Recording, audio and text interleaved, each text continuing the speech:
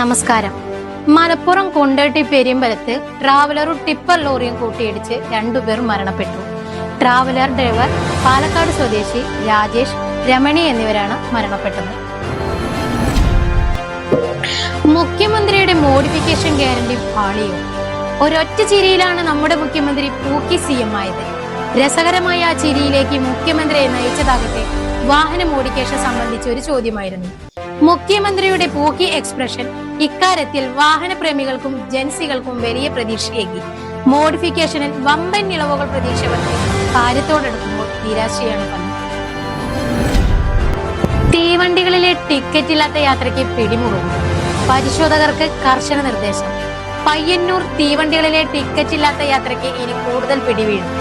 Ticket ഇല്ലാത്ത യാത്രക്കാരെ കണ്ടെത്തി പിഴ ചുമത്താൻ പരിശോധകർക്കും സ്ക്വാഡിനും റെയിൽവേ പുതിയ ടാർജറ്റ് നൽകി.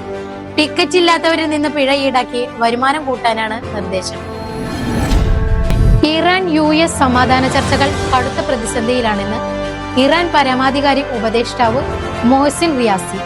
ചർച്ചകൾ വഴിമുട്ടിയെന്നും യുദ്ധം വ്യാപിപ്പിക്കാൻ മടിക്കില്ലെന്നും അദ്ദേഹം പറഞ്ഞു. സംസ്ഥാനത്ത് കാലവർഷം ശക്തമാകുന്നതിനിടെ മുഴുവൻ ജില്ലകളിലും മുന്നറിയിപ്പ് നൽകി കേന്ദ്ര കാലാവസ്ഥാ വകുപ്പ്. ഇന്ന് 5 ജില്ലകളിൽ റെഡ് അലേർട്ടും 6 ജില്ലകളിൽ ഓറഞ്ച് അലേർട്ടും 3 ജില്ലകളിൽ യെല്ലോ അലേർട്ടും പ്രഖ്യാപിച്ചിട്ടുണ്ട്. ചൊവ്വാഴ്ച വരെ ഒറ്റപ്പെട്ട ശക്തമായ മഴയ്ക്ക് സാധ്യതയുണ്ട്.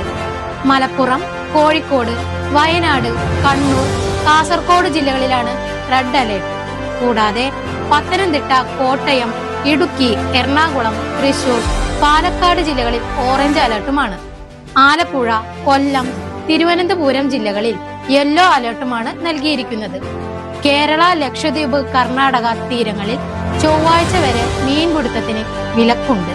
News desk ZECO news.